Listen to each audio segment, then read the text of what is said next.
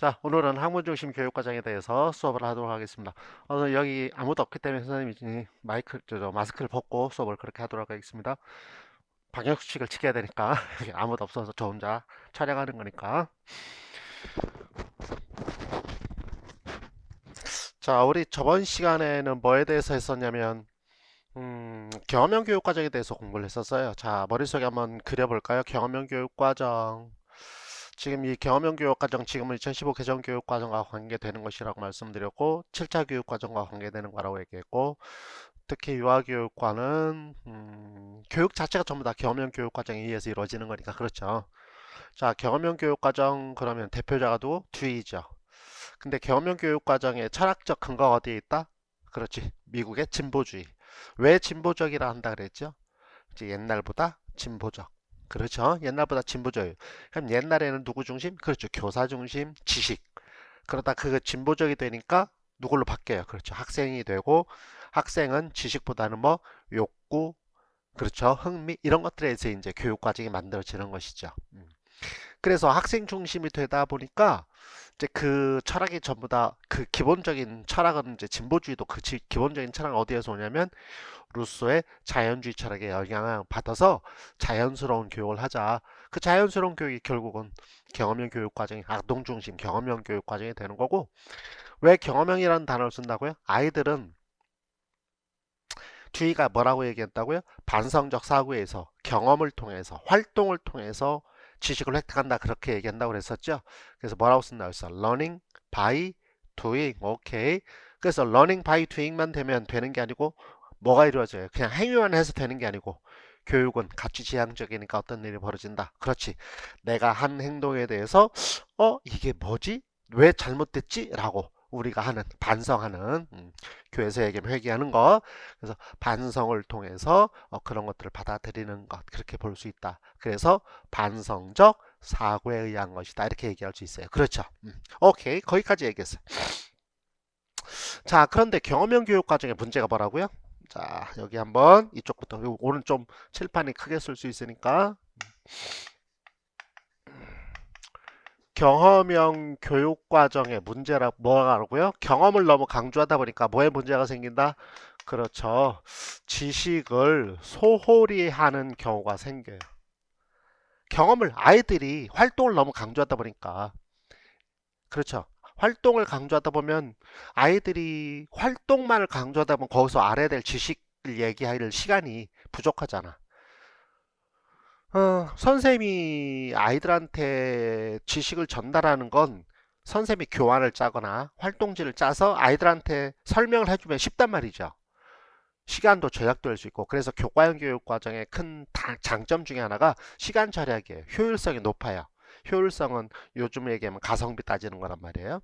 무슨 말 알겠죠? 그러니까 시간 대비 효과가 굉장히 높아요. 근데 학생 중심 수업을 하면 학생들이 그걸 다 이렇게 활동을 통해서 해가니까 하나를 가르쳐 주기 위해서 한 시간을 공부해야 되고 활동을 해야 되고 이런 거 이해되셨죠? 그래서 이 지식을 소홀히 하는 문제가 생겨요. 그래서 다시 음, 지식을 이제 강조하게 되는데 이 지식을 강조하게 되는 교육 과정이 뭐냐면은 학문형 교육 과정 이렇게 얘기를 해요. 학문형 교육 과정이라고 얘기를 해요.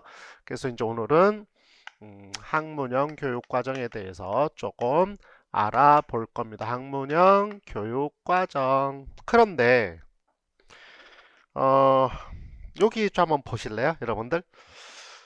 지식을 여기서 이제 이 지식은 상대적이라는 말 좀 써야 되는데 경험형 교육 과정은 지식도 얘기하고 아이들의 흥미도 얘기하고 그래서 경험형 교육 과정의 특징이 전인 교육이에요. 무슨 말인가 이해되시죠? 그러니까 우리 중고등학교는 지식만을 얘기하지 않으니까 전인 교육이 잘 안 돼요. 그러니까는 학폭이 생기고 막 이런 일이 자꾸 벌어져요.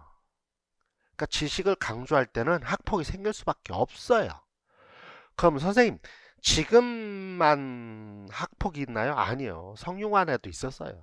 지식을 강조하면 학폭이 생겨요. 전인교육이 잘 안 되거든요. 그래서 이제 경험형 교육 과정으로 오면 지식도 얘기하고 아이들의 흥미도 얘기하고 활동도 하고 그러니까 신체적인 것도 하고 그래서 전인 교육이 잘 돼요.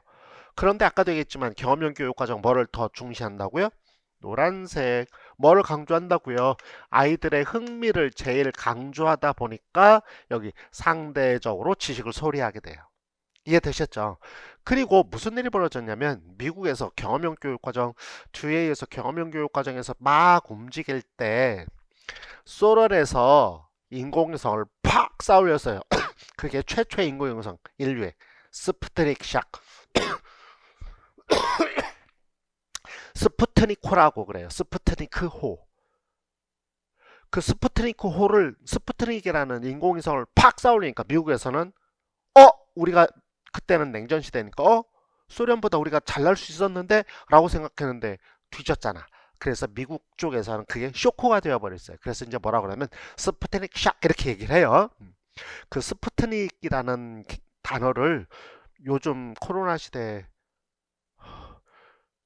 소련에서 백신만 들었거든요. 그 백신 이름도 스푸트니크예요. 아무튼 뭐가 있는지 모르겠지만 저는 러시아를 정보를 안 해서 스푸트닉이 무슨 뜻인지 모르겠지만 아무튼 그래서 이제 그런 일이 벌어지니까 더군다나 지식이 소홀해지고 있는데 여기에다가 뭐가 생겼다고요? 스푸트닉 샥이 생기니까 소련에서 그러고 다시 지식 막 이렇게 하고 돌아다니기 시작을 했어요. 그래서 이제 만들어진 게 학문형 교육과정이에요. 그러면 학문형 교육과정을 얘기하기 전에 요거부터 좀 얘기를 한번 해볼게요. 여러분들이. 그럼 이제 뭐가 하나 의문사항이 생기냐면 선생님 지식이라는 개념을 놓고 보면은요. 여기 지식을 강조한다고 그랬잖아요. 지식이요. 그쵸? 새로 학문형 교육과정은 그러면 이 교과형 교육과정 전에 뭐가 있었다? 경험형 교육과정 전에? 그렇죠. 교과형 교육과정이 있었어요. 그럼 이 교과형 교육과정에서도 뭐를 강조한다?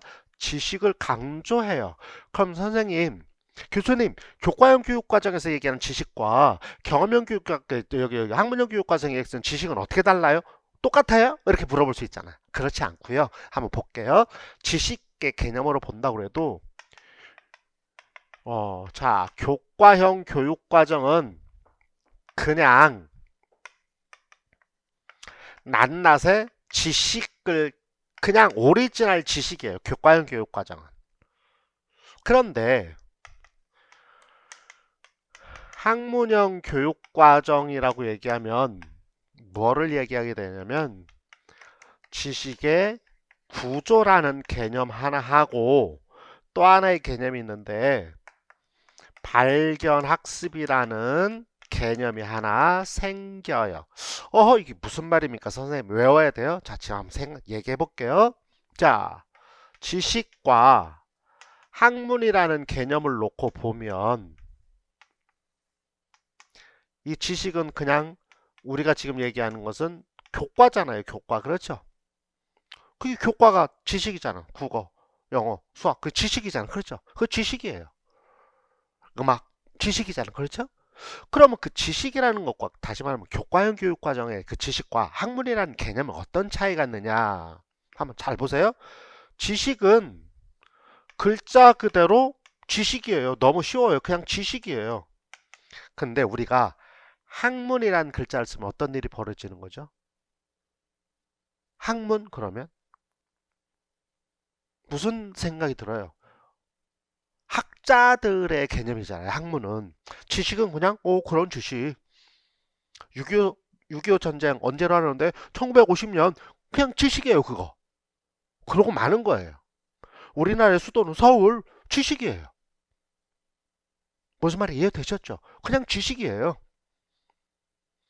근데 그거를 학문적으로 접근을 하기 시작하면 학문적인 접근을 하기 시작하면 지식이라는 개념에다가 뭐가 또 하나가 플러스가 되느냐면 탐구하는 방법이 하나가 플러스가 되어요.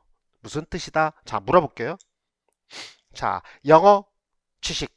그럼 영어 지식은 뭐 일형식, 주어, 동사. 그 지식이에요. 알겠죠? 근데 영어 학문을 전공하는 사람들은 어때요? 그냥 지식이 아니고 그 지식이 어떻게 만들어지는지 그리고 어떻게 적용이 되는지에 대해서 고찰을 하기 시작하죠. 자, 우리나라 조선시대 때 성균관이 있었어. 지식이에요, 지식. 근데 역사를 탐구하는 학자들은 그건 뭐가 되는 거예요? 우리 한국학 이렇게 불러야 되잖아요. 그렇죠? 뒤에 학자를 붙여서 학문. 그럼 한국학은 뭐죠? 그냥 성균관에서 끝나는 게 아니고 뭐가 생겨요? 한국학을 하기 위해서 탐구하는 방법이 있을 거예요. 있겠죠? 무슨 말인가 지금 이해되세요? 그런데 이 탐구하는 방법은 학문에 따라서 다 방법이 다 달라요. 무슨 뜻이냐? 우리 유아교육 같은 경우에는 유아교육과에서는 발달 연구를 하잖아요. 그렇잖아요. 아이들이 이렇게 발달 연구. 그 유아교육과는 발달 연구를 해요. 아이들이 어떻게 발달되어 가는지. 굉장히 중요하잖아. 그렇죠? 유아교육에서 발달이 굉장히 중요해요. 근데 고등학교에서 발달이 중요해요? 안 중요해요. 다 발달됐어. 끝이야, 끝. 먼 발달. 고등학교는 이렇게 침체기. 노인 발달은 또 이렇게 내려가니까 해야 되겠지만. 무슨 말인지 이해되시죠? 그러니까 중등에서는 발달 연구 할 이유가 별로 없어요. 안 해요. 발달 연구를 안 해요. 그런 게 있다는 것만 알 뿐이지 굳이 그에 대해서 반이. 그래서 왜? 아이들을 발달 연구할 이유가 별로 없거든요. 여러분 알다시피 삐아제도 발달 이렇게 쭉 되어오다가 중등에 와서는 형식적 조작기 그러고 끝이지. 더 이상 없어. 발달의 개념이 없단 말이야. 무슨 뜻인지 아시겠죠? 그러니까는 학자들마다 학문 영역별로 탐구하는 방법이 다 달라요. 자, 아까 여기 스푸트닉 샥 이게 뭐예요? 스푸트닉 샥은 이제 인공위성이니까 과학이에요, 과학. 그럼 과학자들이 하는 탐구는 뭐예요? 우리가 아는 거, 실험실에서 연구하는 거. 그러니까 과학자들은 실험실에서 연구를 해. 그렇잖아요. 근데 나처럼 선생님처럼 교육학을 하는 사람이 무슨 실험실에서 연구를 하겠어? 뭔 실험실에서 연구를 해? 사람들 데려다가 실험실에서 연구해? 내가 무슨 마루타 그거 연구하는 것도 아니고 아니잖아. 그럼 내가 연구하는 방법은 뭐예요? 어떤 것들이에요? 실험실이 아니라 학생들한테 이렇게 수업을 하면 어떤 효과가 있을까? 이런 거 연구하겠지. 말뜻 이해되세요? 그러니까 이렇게 수업하면 아하 학생들한테 효과가 있을 거다.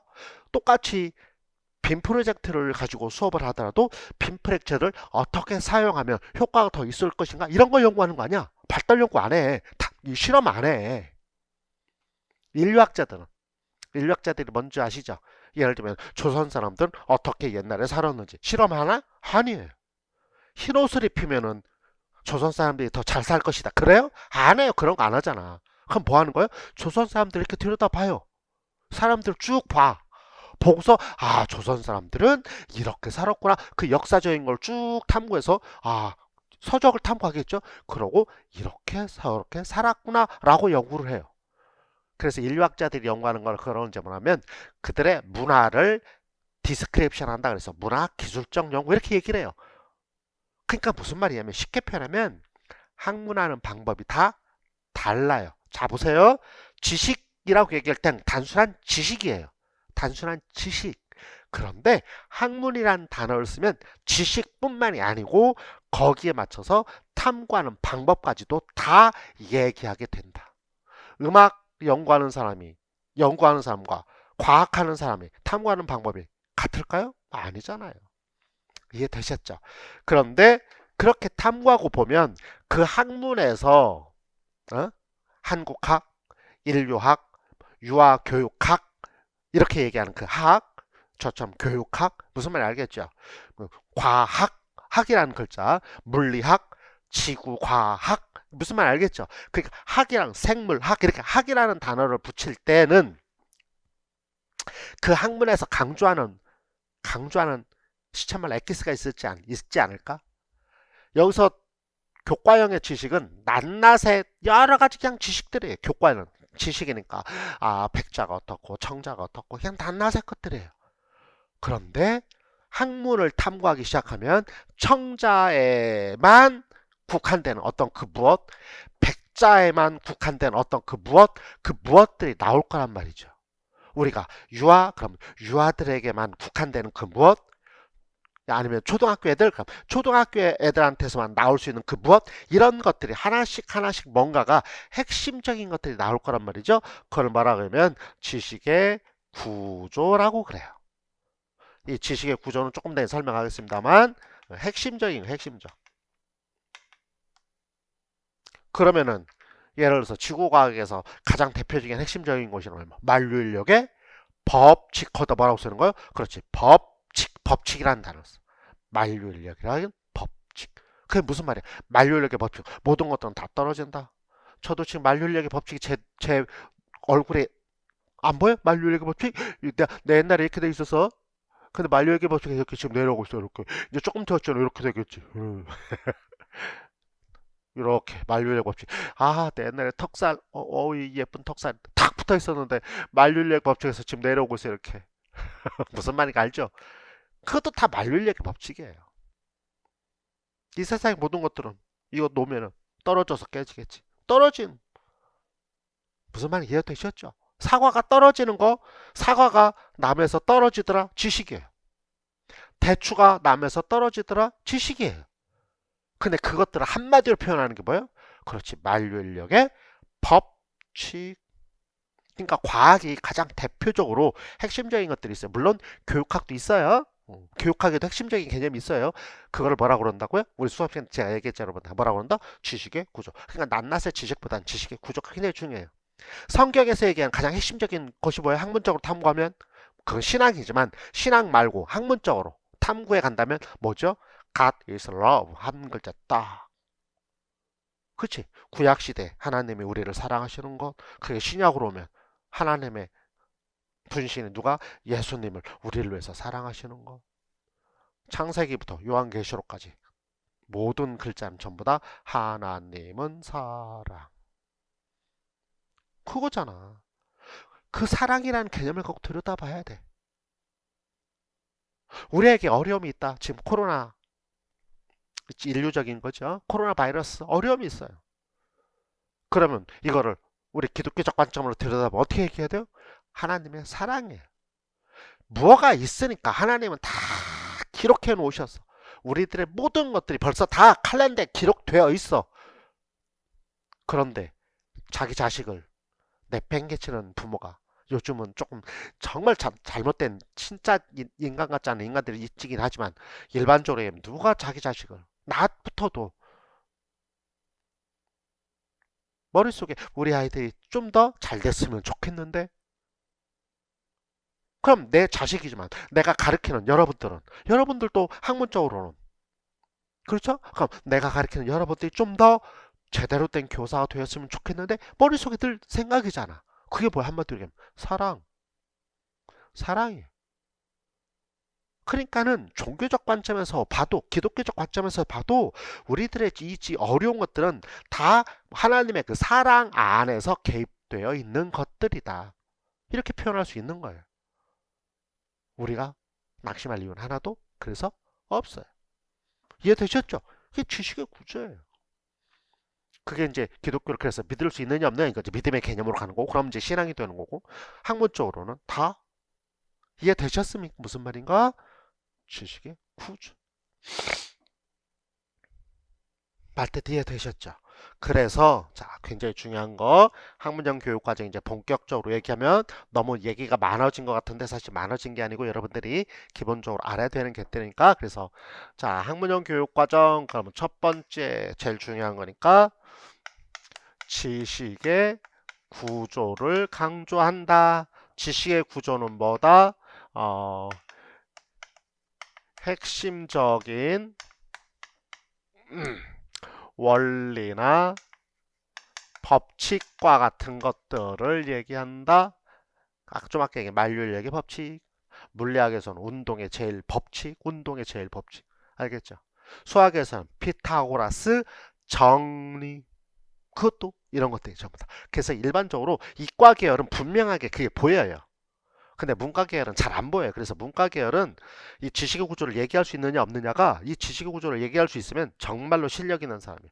왜 그걸 다 꿰뚫고 있어야 돼. 창세기부터 요한계시록까지 꿰뚫어야 아 하나님은 사랑이라 한 구절로 된다는 걸 이해할 수 있어요. 뭐든지 저한테 얘기해보세요 여러분들. 우리가 이제 학교에서 얘기하면 가면 그럼 나한테 얘기해보면 이것도 이런 관점이야 그럼 그게 다 이해가 돼요. 신약성경 염려하지 말고 모든 일에 기도와 간구로 감사함으로 하나님한테 아뢰라. 그럼 염려하지 말고는 뭐예요? 염려는 내가 하는 거죠. 근데 기도와 간구로 감사함으로 하나님 앞에 구하는 건 뭐예요? 하나님, 아버지, 있죠. 우리가 얘기했잖아. 하나님 아버지, 아버지. 그럼 아버지가 뭐해? 나 염려 안 해. 애들이 염려해? 안 해. 하나님 아버지, 오케이, 알겠어. 너 나 찾는구나? 그래, 내 자식아. 자식도 나를 찾을 때 내가 더 기쁘지. 나 안 찾으면 좀 그렇잖아. 좀 서운하잖아. 나도 그렇던데. 아빠, 아빠, 그러고 찾을 땐 좋은데, 안 하니까 좀 그렇던데. 요즘 우리 아이들도 나이 먹으니까는 이제 아빠, 아빠는 좀 덜 하자 옛날보다, 그치? 그래서 우리 기도할 때, 아버지, 그래도 돼. 끝. 다 알아들으셔. 무슨 말인가? 우리가 아빠! 그럼 끝이지. 뭐 아빠가 다 알지. 똑같아. 똑같아. 응? 그러니까 지식의 구조가 있단 말이야. 아시겠죠? 핵심적인 원리나 법칙을 얘기한다. 그 다음에 두 번째, 탐구 방법을 얘기하게 되는데, 그 탐구 방법이 뭐냐면 발견학습이에요.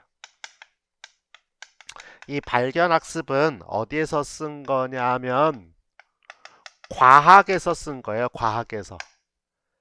그래서 과학은 발견학습이라고 그러고요. 사회계열 쪽은, 이과계열 쪽은 발견학습이라고, 사회계열 쪽은 탐구학습이라고 그래요. 대표자가 브루너가 학문형 교육과정의 대표자인데, 브루너가는 과학 갖고 얘기해서 발견학습, 아까 스푸트닉 샥, 저기 과학이라고 그랬잖아. 그치? 그냥 이제 과학 발견학습이라고 그러고, 요거를 사회과로 갖고 간 사람이 있는데, 여러분들 아마 못 들으셨을 거예요. 마샬리스라는 사람이 있는데, 그 사람은 발견학습이라고 안 하고 탐구학습이라고 그래요. 무슨 말 알겠죠? 요즘 얘기하면 프로젝트법 그런 거 비슷해요. 이런 것들이 다 영향을 받아서. 그래서 머릿속에 일단 머릿속에 넣어둬라. 자, 학문형 교육과정 그럼 두 가지. 지식의 구조 and 발견학습. 이해되셨어요? 자, 그럼 발견이에요. 발견. 뭐를 발견해요? 자, 무엇을 발견한다고요? 1번, 예, 지식의 구조를 발견하는 거예요. 지식의 구조를 발견하는 거예요. 지식의 구조가 어떻게 생겼느냐. 이 학문에서 강조하는 게 뭐냐. 그런 걸 발견해요. 근데 잘 보세요. 여기 지식이잖아요. 근데 원래 발견한다는 것은 주체가 누구여야 할까? 발견하는 것은 그렇죠. 학습자예요. 예. 학습자예요. 그래서 이게 듀이의 문제 경험형 교육과정에서 얘기했던 거 문제 해결 학습에 영향을 받아요. 듀이의 문제 해결 학습에 영향을 받았어요. 그래서 학생 중심이에요. 어차피 미국 거니까. 미국은 전부 다 누구부터 시작한다고? 다 듀이 교육학원 듀이. 여러분 그래서 잘하는 사람 문제 해결 학습에 영향을 받았어요. 학습자예요. 그런데 지식이잖아요. 자,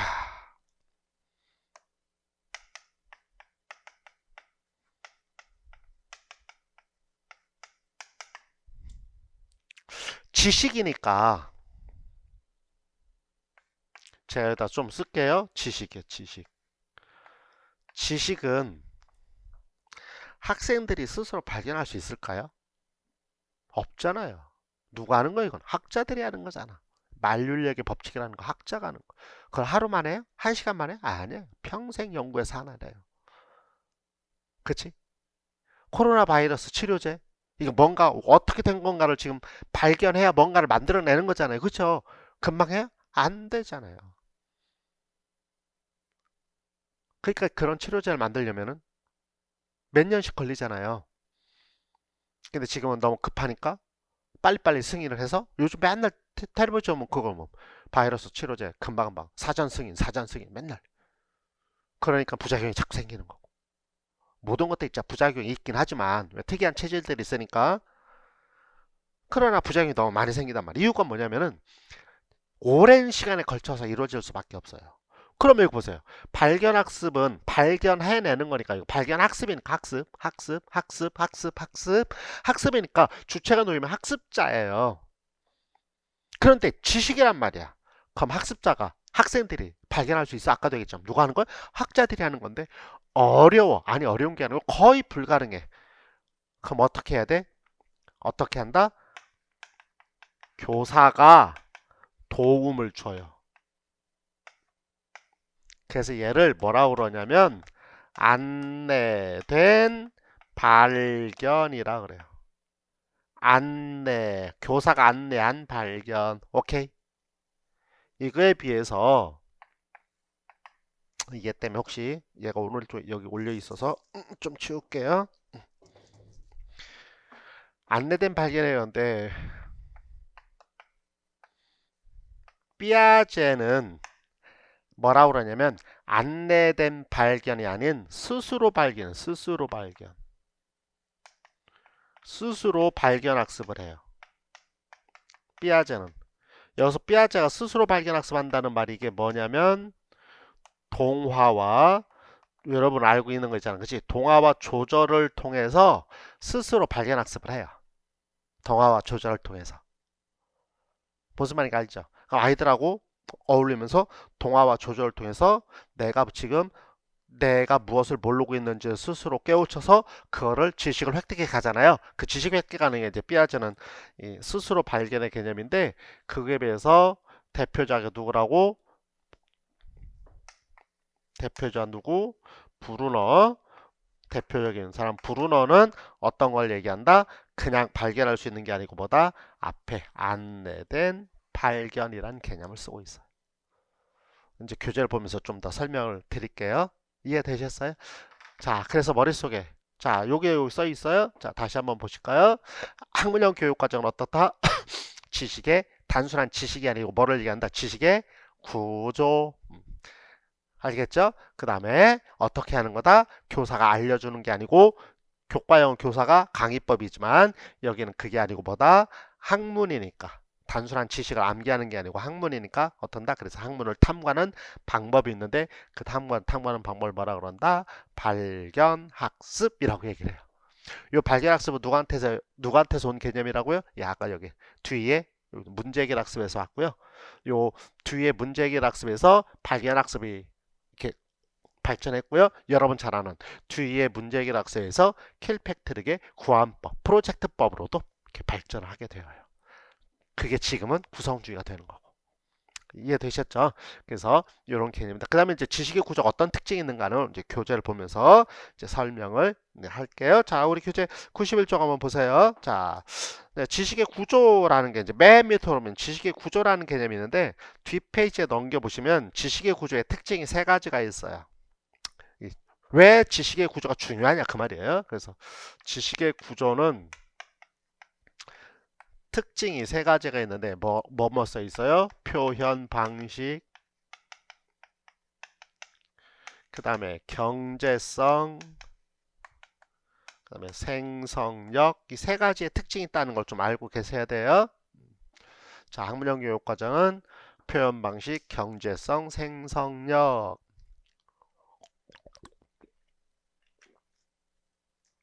그럼 표현 방식이 뭐냐? 표현 방식은 우리 책 교재 93쪽으로 넘어가면 표현 방식 세 개가 있죠. 어떤 거 있어요? 작동적, 영상적, 상징적 세 가지가 있어요. 표현 방식에는 다시 세 가지 있는데 작동, 영상, 상징 요 세 가지가 있다. 그럼 요거를 좀 설명을 저쪽에 가서 드릴게요. 자, 여기를 지우고 자, 어이쿠 잘 지워지고 있어. 굿잡. 자, 표현 방식을 설명 좀 해볼게요. 표현 방식. 근데 이 표현 방식이라는 게 뭐냐면 표현을 해주는 거잖아. 어떻게 표현을 해주냐 그 말이에요. 그래서 표현 방식 한마디로 얘기하면 교수 방법이에요. 어떻게 가르치느냐 그 말이에요. 어떻게 가르치냐 그 말이에요. 자, 첫 번째 이게 퍼스트의 개념인데 뭐가 있다고요? 작동적 표현 방식. 두 번째 세컨은 영상적 표현 방식. 세 번째 서드는 상징적 표현 방식. 이렇게 세 가지가 있어요. 세 가지가 있어요? 자, 그럼 이제 밑에 상징적부터 좀 설명 제가 해볼게요. A 곱하기 B는 A 다시 곱하기 B 다시다. 이렇게 얘기하는 게 뭐죠? 1차 방정식. Y는 AX 플러스 B. 이런 거 1차 방정식. 1차 방정식. 어우, 쌤, 1차 방정식 싫어요, 수학. 그러지 말고. 수학이에요, 수학. 그러면, 자, 한번 볼게요, 이제. 2m 곱하기 3kg은 3m 곱하기 몇 킬로그램인지 아세요?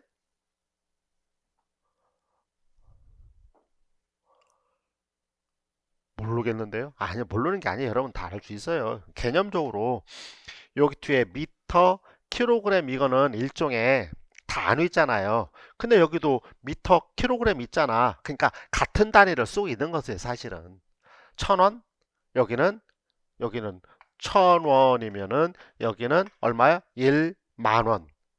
그치? 그럼 여기 1만 원인데 여기는 그럼 요즘은 어떻게 쓰고 있어요? 1.00. 그럼 우리가 가면 만 원. 거기 가면 그런 거, 1,000원 단위로 얘기하면 3.5 이거 얼마야? 3,500 이렇게 되는 거잖아.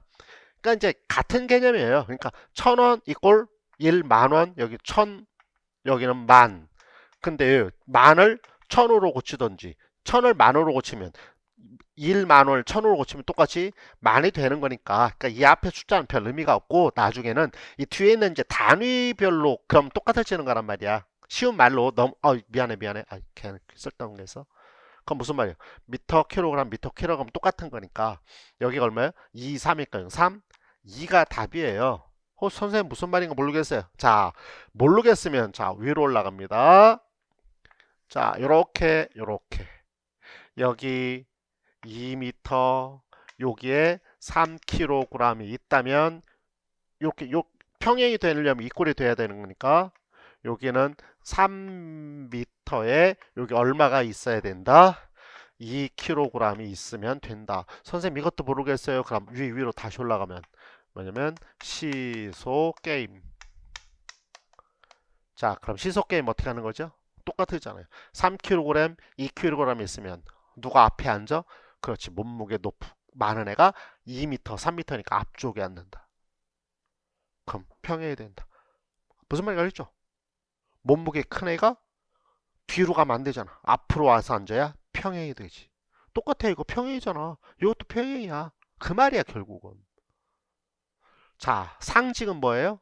기호나 부호, 언어, 심볼, 상징, 심볼은 기호나 언어 이런 것들 얘기하고요. 영상은 그림, 작동은 뭐예요? 작동은 워킹, 해보는 것, 행위에 행위.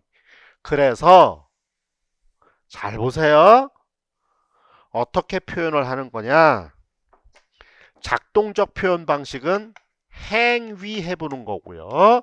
영상적 표현 방식은 그림과 같은 것들, 상징적 표현 방식은 기호나 언어. 그럼 어떻게? 교수 방식이니까 작동적 표현 방식은 어떻게 표현한다고요? 해보도록 가르친다 그 말. 해보도록. 영상적 표현 방식은 그림으로 가르친다.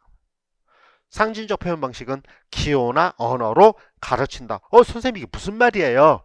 여기 first, second, third를 썼는데 이게 무슨 말이냐? 요 표현 방식이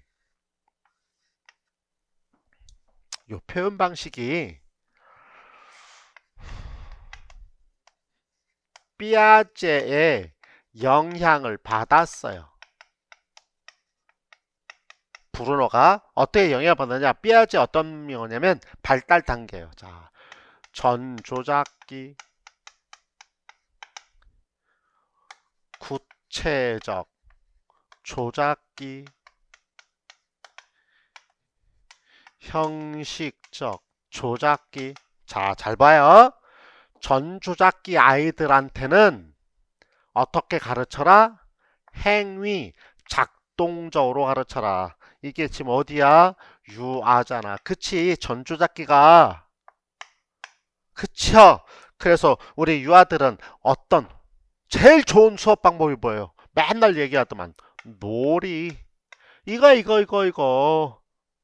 유한에서 제일 많이 강조하는 수업 방법이 놀이. 그게 뭐라고? 경험형 교육 과정에 얘기한 learning by doing 행위. 그래서 경험형 교육 과정을 강조했잖아, 내가. 유아에서는 놀이야, 이게 놀이. 해보란 말이야. 시소게임 해라 그 말이야. 그럼 아이들한테 어떻게 가르쳐요? 유아들은 해보도록 가르쳐라. 신호등을 어떻게 건너요? 말로 설명하지 마라. 칠판 말로 설명하는 거 여기에요. 그러지 마라. 어떻게 해라? 해봐라. 자, 알겠어요? 그 다음에 여기는 초등이죠. 초등은 그림을 갖고 하고 중등은 말로만 해도 된다. 그 말이. 설명해 볼게. 가장 쉬운 거. 가장 아주 굉장히. 자, 여기는 3 더하기 6은 9. 또는 조금 더, 선생님 이거는 초등학교도 하잖아요. 이거 중등이라고 그러니까 아무튼 그림으로 그리는 거니까 15 더하기 2는 17. 그치? 무슨 말이야? 그럼 여기는 어떻게 된다고? 수수깡 이렇게 10개짜리 묶음 하나 10개라고 그래? 그럼 하나 둘셋넷 다섯 더하기 2개는 얼마? 10개에다가 5개 12개니까 17개 이렇게 그림으로 그린단 말이야. 초등학교 1학년 이렇게 그림 그리잖아. 이해돼요? 그러면 여기 애들은 뭐예요? 5개 더하기 2는 어떻게 가르쳐야 돼? 5개 2개 그럼 어떻게? 하나 둘셋넷 다섯 여섯 일곱 7개 손가락으로 이렇게 세잖아. 손가락 세는 게 뭐야? 행위야 행위. 발끝 이해됐어요? 그 손가락으로 세. 물론 하나 둘셋넷 다섯 여섯 여덟 그렇게 세기도 하지만 뭘 세는 애들은 아무튼 손가락으로 세는 게 행위. 이렇게 그림을 그려보는 게 뭐 영상적 표현 방식. 그 다음에 언어로 설명하는 게 이렇게 숫자로. 그럼 물어볼게. 잘 보세요. 작동적 표현, 영상적 표현, 상징적 표현 중에 뭐가 이해가 제일 쉬워요? 그렇죠. 이거잖아. 해보면 되잖아. 그치? 우리가 듣는 거. 백문이 불여일견. 견 보는 거. 그림. 백문 듣는 거. 이거 상징이란 말이야. 말로 듣는 거. 견은 그림 보는 거. 그럼 뭐야? 백문이 불여일견. 그럼 뭐야? 백견이 불여일행. 한번 해보면 끝. 해보는 거. 이해 됐어요? 이렇게 가르쳐라. 그럼 잘 봐봐. 이 브루너 지금 학문형 교육까지 브루너예요. 그럼 뭐요? 자, 중고등학교한테 이렇게 1차 방정식을 가르칠 수 있듯이 누구에게도 전조작계는 유치원 아이들, 유아들에게도 1차 방정식의 개념을 가르칠 수 있다 없다? 있다. 어떻게 하면 아이들의 수준에 맞게 가르치면 그게 뭐냐? 표현 방식. 여기 써 있죠? 지식의 구조. 첫 번째 표현 방식은 뭐라고요? 작동적, 영상적, 상징. 얘는 뭘 하는 거? 그렇지. 가르치는 교수 방법이에요. 그렇게 가르치면 모든 아이들이 다 알아들을 수 있다. 자, 여러분들이 이런 개념이에요. 중고등학교 아이인데 학생인데 말로 더 설명을 해서 못 알아듣는 애들이 있어요. 심지어는 그림을 보여줘도 못 알아듣는 애들이 있어요. 그럼 걔네들은 어떻게 돼요? 그림을 그려가며 설명해도 못 알아듣으면 어떻게? 직접 해봐야 되죠. 이런 아이들이 누구냐면은 이제 정신박약 아이들, 정신지체 아이들, 특수교육하는 아이들. 그래서 선생님이 학원에서 맨날 뭐라고 그러냐면 특수교육하는 선생님들한테는 학생들한테 말로만 설명하지 말고 직접 해, 행위를 통해서 가르쳐라. 그렇게 얘기를 해요. 정말로 지적인 능력이 너무 떨어지면 중고등학생 아이들이라도 그림 갖고 되는 게 아니고 직접 행위를 해서 가르쳐라. 그래서 특수교육 하는 선생님들은 수업 시간에 전부 다 아이패드를 갖고 수업을 해요. 왜? 그림으로 보여주려고. 말뜻 이해됐죠? 그래서 말로만 설명하는 게 아니고 자 여기 봐 이 그림 봐요. 여기하고 여기 이렇게 얘기를 해요. 그럼 그림을 보여주는 게 이거란 말이에요. 근데 그렇게 그림을 보여줘도 모르는 학생들은 어떻게 한다? 그렇지. 직접 손 붙잡고 한번 해보는 거야. 예를 들면 어떻게 한다? 자, 우리가 횡단보도를 건널 때는 초록불일 때 건너는 거예요. 빨간불일 때 건너면 안 돼요. 얘네들이에요. 어? 근데 얘네들은 어떻게? 몰라야 되니까 어떻게? 그림을 보고 신호등 그림 보고 이렇게 초록불 들어올 때 요 그림 보고 요렇게 들어올 때 건너고 요렇게 들어올 땐 건너면 안 돼요. 이렇게. 그것도 모르면 어떻게? 이렇게. 맨 위로 행위로 골라서 손 붙잡고 자 요렇게 요런 그림일 때 우리 어떡하지? 그래 걷는 거죠? 그래 그렇게 같이 이만큼 걸어가 보는 거예요. 이해됐어요? 그래서 삐아제가 얘기한 그 발달 단계에 맞춰서 교사가 이렇게 가르쳐라 라고 얘기하는 표현 방식이고요. 자, 두 번째. 자, 그럼 이제 표현 방식 설명됐어요? 자, 그럼 한번 이제 책에 보세요. 다시 왼쪽 페이지에 92쪽에 지식의 구조의 특징 1번에 표현 방식 어떤 교과 내용이든지 뭐라도 해서 학습자의 발달 수준에 맞게 표현해주면 어떤 발달 단계 아동에게도 가르칠 수 있다. 영상적, 작동적, 작동적, 영상적, 상식적 이해됐죠? 두 번째 경제성.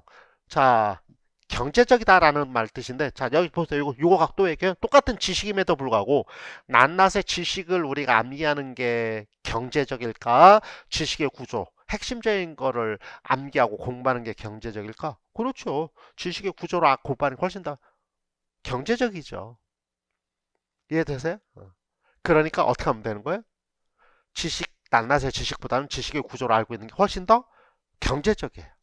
그래서 경제성이 생긴다. 그 다음에 생성력은 뭐냐면 전이가 잘 된다 그 말이에요.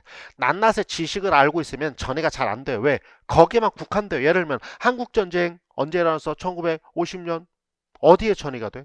그럼 50년에 어떤 일이 벌어졌을까? 이 정도나 전이가 되겠지. 50년에 대한민국은 혼돈의 시기였을 테고 그 정도나 되겠지. 근데 지식의 구조를 알고 있으면 만류인력의 법칙을 알면 전부 다 이렇게 떠 있는 건 다 떨어진다는 개념은 다 이해가 돼. 그럼 우주선에 우주로 날아가면 만류력의 법칙이 작용하지 않는 이유는 뭐예요? 중력이잖아. 그쵸? 중력이 거기는 작용하지 대기권 밖은 작용하지 않으니까 사람들이 붕붕 떠다닌다. 이해가 된단 말이야. 만류력의 법칙은 중력에 의해서 생기는 거니까. 대기권 안에서. 그럼 설명이 되잖아. 사과, 딸기, 배 얘기할 필요 없잖아. 다 떨어져. 떨어져. 해도됐죠? 그게 만류력의 법칙이잖아. 그래서 만약에 이게 농담이에요. 여러분들 뭐 여러분 부모님 얘기가 아니고 내가 만약에 설교를 하는 그 목사님 입장이라면 저는 처음부터 모든 것들을 하나님은 사랑 여기와 결부시켜서 얘기할 거예요. 뭐든지 다. 그럼 더 쉬워져요. 사실은. 요즘 제가 큐티하는 게 그 저 시중에 나와 있는 큐티 그 책 갖고 해요. 요즘 이제 요즘 출애굽이랑 출 이집트 4월 거기 보면 바로 이게 계속적으로 시험하고 재앙이 내리고 왜 광야로 왜 끌고 갔어? 왜 끌고 가 40년씩이나 3일이면 갈 걸 왜 40년씩이나 뺑뺑 돌려서 한마디로 얘기하면 뭐 사랑 그 하나님을 사랑하지 않으시면 죽든지 말든지 네가 어떻게 됐든지 알아서 해. 근데 우리를 사랑하시면 부모님이 나를 사랑하시면 얘야 어쩌고 저쩌고 그쵸? 훈련시키고 나를 사랑하지 않으면 누군가가 나를 사랑하지면 너 하든지 말든지 그래서 여러분 그거 아시죠? 사랑의 반대말은 뭐예요? 미움? 아니고 사랑의 반대말은 뭐? 무관심. 하나님 우리에게 어려움을 주시고 힘듦을 주시는 것도 사랑, 관심이 있으니까. 관심 없으면 무관심이면 그러든지 말든지. 이해되셨어요? 왜 40년 동안 광야 생활을 해서 훈련시키고 그렇죠? 그래서 가나안에 들어가도록. 근데 가나안이 적과 꿀이 흐르는 천국이야? 아니에요. 가나안 얼마나 척박한 땅인데. 근데 왜 적과 꿀이 흐르는 그렇게 묘사해? 훈련하고 가나안 지방에 가서 그렇게 살아가도록. 무슨 말인지 알겠죠? 그래서 유대인들은 그런다며 저는 잘 모르지만 탈무드 읽어보면 고기를 주는 게 아니고 고기를 잡는 낚시법을 가르쳐 주는 거. 그게 40년. 왜? 그냥 고기 하나 주면 지금 이거 하나 주면 예이였다 그러고 마는 거잖아. 이렇게 표현해 보자고요. 거린이 정말 좀 그렇지만 거린이 왔어. 그래서 내가 먹던 거 하나 주면 끝이요. 더 이상 관심 안 갖잖아. 근데 거린이 왔는데 어떻게 해야 돼? 그 사람이 정말로 살아갈 수 있도록 직업 훈련 시키고 못하면 혼내키고 우리가 해외 선교 가고 가서 뭐 하는 거예요? 쌀 한 가마에 줘? 그걸로 끝나는 거는 에이 그거는 올바른 사랑 아니야. 그럼 어떻게 그 사람들이 제대로 살아갈 수 있도록 가르치고 직업교육하고 이 생수병 하나 주는 게 아니고 우물을 파주고 근본적으로 해결할 수 있도록 그게 올바른 사랑이잖아. 어려움이 있고 뭐 어떻게 됐다 이해되시죠? 그게 지식의 구조예요. 그게 뭐야? 전이가 잘 된다고 말이야. 그러니까 우리가 성경을 읽을 때도 하나님 사는 거라고 성경을 이렇게 쭉 읽으면 왜 이러시는지 왜 이러 요즘 제가 묵상하는 것들도 그거예요, 여러분. 아, 하나님 사랑이신데 나한테 하나님은 지금 어떠한 칼렌더에 시간표대로의 스케줄을 갖고 계시는가? 그래. 그 시간표 나는 모르지만 내가 지금 이렇게 해야 되는 것들이 하나님이 나한테 주신 그 무엇인가? 그 요즘 며칠 전에 그러면서도 요즘 며칠 전에 그런 생각 들었어. 40년 광야 생활. 모세가 40년 지나고 그치? 문제가 생겨서 광야에서 40년 그러고 이제 들어와서 출애굽을 시키기 시작하잖아. 그쵸? 이 40년이라는 거. 그 사람들이 또 40년 동안 광야에서 이 40년이라는 게 뭔가 그 생각이 저한테 좀 들어요. 그냥 숫자적으로. 그래서 저는 이런 생각이 있어요. 내가 교사 생활한 지 지금 몇 년 됐지? 이런 생각. 내가 교사 생활한 지 87년부터 선생님이 교사 생활을 했거든요. 나 40년 되면 아직 멀었네. 나 이제 가르치는 거 그만했으면 좋겠는데. 그래서 그런 생각이 드는 게 하나님, 야, 이 새끼 혼내키는 것 같아. 왜 그게 나한테 40년이라는 단어가 이렇게 왜 왔는가? 그럼 40년이면 나도 아직 멀었는데 이제 2027년이니까. 그러면 40년? 그럼 내가 이제 나 혼자 군대 간 것도 하나님 저 군대 2년 3개월 했으니까 그것도 좀 껴주세요. 그럼 제가 여러분들과 85년에 선생님이 군대 갔거든요. 그러면 40년이면 5년 남았잖아. 그치? 근데 교사 생활 7년부터 했으면 7년 더 해야 돼요? 요즘 이러고 있어요. 하나님 알아서 하시는 거고 내가 할 수 있으면 감사하게 하면 되는 거지. 그쵸? 무슨 말인지 이해되시죠? 그런 뜻이에요. 그러니까 이제 지금 생각해보니까 7년 그러면 대학 교수로 정년할 나이에요. 그럼 이제 65세가 되니 만으로 그럼 7년면 대학 교수 정년인 것 같아요. 65세 정년하는 거니까 대학 교수들은 그래서 65세 정년할 때까지 여러분들하고 이렇게 학교에서 만나야 되고 거기다 플러스 알파로 또 학원에서 또 이렇게 강의해야 되고 뭐 그렇게 하나님이 다 스케줄 잡아 놓으셨는지 잘은 모르겠지만 아무튼 하나님이 쓰시도록 훈련시키고 계시니까 나를 사랑하시니까 이해되셨죠? 그거 그래서 모든 거에 어떻게 자 지식의 구조를 알면 어떤 일이 벌어진다? 지식의 구조는 어떻게 다 가르칠 수 있다 누구에게나 표현 방식 굉장히 중요해요. 그래서 유아한테 유아가 놀기가 중요하다. 두 번째는 뭐 경제적이다. 다른 거 아는 것보다. 그 다음에 세 번째는 뭐다? 그거를 가지고 모든 곳에 전이가 잘 된다. 그래서 전이가 잘 된다. 고속도로 왔다 갔다 보면 God is love라고 크게 써붙이는 우리 수업이니까 은단파는 회사 고려은단에서 크게 God is love 이렇게 써있어. 내가 오늘 없네. 내가 갖고 있는 컵에도 여기 God is love 이렇게 써있는 거. 중국에서 생산된 컵인데 싸구려 컵 2,000원짜리. 근데 중국에서 써놨어. God is love. 그 컵 좀 좋아해요. God is love 그렇지. 근데 어느 때 바빴고 왼손으로 보면 여기 안 보여. 오른손으로 보면 여기 보이는데 아무튼 이해되셨죠? 학문형 교육과정 이렇게 얘기를 할 수 있다. 그 다음에 이 학문형 교육과정 중에 자 여기를 좀 지우고요. 학문형 교육과정 중에 다시 말하면 이 학문형 교육과정은 일반 명사예요. 일반 명사. 우리가 밥 안에 비빔밥도 있고 볶음밥도 있고 오늘 점심은 볶음밥? 볶자면 할까? 볶음밥에 짜장? 아니면 짬뽕? 복짬뽕? 진짜 먹고 싶다. 자, 아무튼 그러면 그 밥 중에 볶음밥도 있고 짜장밥도 있고 비빔밥도 있고 잡채밥도 있고 맞네 그치? 뭐 야채밥도 있고 콩밥도 있고 뭐니까 알겠지? 그러면 학문형 교육과정이라는 게 그냥 밥 이런 뜻이에요. 그 안에 여러 가지 밥들이 있는데 그 중에 가장 대표적인 밥이 우리가 하는 거 뭐? 그렇지. 쌀밥. 어? 쌀밥, 햇반. 그게 가장 대표적이잖아. 그렇게 대표적인 교육과정이 하나 있어요. 그게 뭐냐면 나선형 교육과정이라는 거예요. 나선형 교육과정. 자, 머릿속에 그림 그려야 돼. 뭐? 우리가 얘기하는 밥이라는 개념 중에 가장 대표적인 쌀밥이 있듯이 학문형 교육과정이라는 게 일반적인 그냥 교육과정 이 중에 하나가 뭐냐면 나선형 교육과정. 왜냐면 선생님 학문형 교육과정이라는 게 왜 그렇게 그냥 밥 이런 식이에요? 여기가 뭐예요? 아까 어디 갔니? 아까 어디 갔니? 야, 여기 찍었구나. 스푸트닉 샷에 의해서 여기저기에서 지식과 관계된 것들을 막 얘기하기 시작해서 그래서 막 무슨 밥 이게 많아졌어요. 그래서 얘를 묶고 그냥 밥이라고 그랬어요. 지식을 강조하는 것들이 전부 다. 근데 그 중에 가장 특출한 게 뭐냐면 나선형 교육과정. 이 나선형 교육과정을 만든 사람이 누구냐면 브루너예요. 그래서 브루너가 학문형 교육과정의 짱이 되어요. 브루너는 이 지식의 구조 때문에 아마 인류가 멸망하기 전까지는 살아있을 사람이에요. 벤자민 무슨 말이 알겠죠? 아마 그럴 거예요. 지식의 구조 때문에.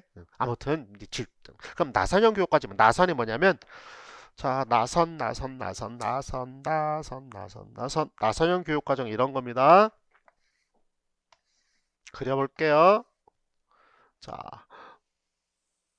노란 얘는 파란색 이렇게 그리고 빨간색으로 그려볼게요. 칠판에 있으니까 자 요렇게 뭐요? 그렇지 나사처럼 요렇게 여기 나선형 이렇게 얘기해요. 골뱅이 먹고 싶다 또 골뱅이 이렇게 나선형 이해됐어요? 이게 나선형이라고 그래요. 그럼 나선형 교육과정 이게 무슨 뜻이냐면 여기 파란색은 뭐냐면 우리가 가르쳐야 될 파란색은 지식의 구조고요. 지식의 구조예요. 그 다음에 요렇게 그러면 여기가 예를 들면 초등학교 여기는 뭐 중학교 뭐 이렇게 얘기를 한다면 유치원 이렇게 얘기한다면 중학교에서도 초등학교에서도 여기 보세요. 요렇게 x1, x2, x3를 요렇게 넓어지고 있죠. 그쵸? 요렇게 넓어지고 있어. 그러니까 초등학교에서도 아니면 중학교에서도 자, 맨 처음에 1차 방정식 자, 이렇게 보세요. 여기 1차 방정식 이렇게 넓어지고 2차 방정식 이렇게 넘어지면 미적분 이해되셨죠? 그러니까 이렇게 넓어지는 거. 그럼 여기 맨 처음에 여기서 한 자릿수 이렇게 가면 두 자릿수 이렇게 가면 세 자릿수 더하는 거 이렇게 한 자릿수 두 자릿수 세 자릿수 되게 어렵잖아요. 이렇게 그래서 조금 더 어려워지는 건 우리 아직 공부를 하지 않았는데 x1 2, 3 이런 것들 이제 뭐냐면은 난이도에 따라서 이렇게 더 어려워지는 거 이거를 뭐라 그러냐 나중에 뭐 얘기할게요. 일단 계열성이라는 개념을 써요. 그래서 우리가 계열성은 앞에서 공부해야 되는 건데 요거 먼저 얘기하고 하려고 이제 벼놓은 거 다음 주에 아마 얘기가 될 거예요. 그런 걸 계열성이라고 공부를 계속 할 거고요. 그 다음에 여기서 요 y 요 구축하고 만난 y1 y2 Y3도 뭐예요? 초등학교, 중학교 3니까 Y1, 2, 3도 뭐에 해당해요? 똑같이 계열성이에요. 근데 X1, 2수는 뭐고요? 이렇게 범위가 이렇게 넓어지는 거죠. 일종의 그래서 범위가 넓어지는 거라면 얘는 뭐예요?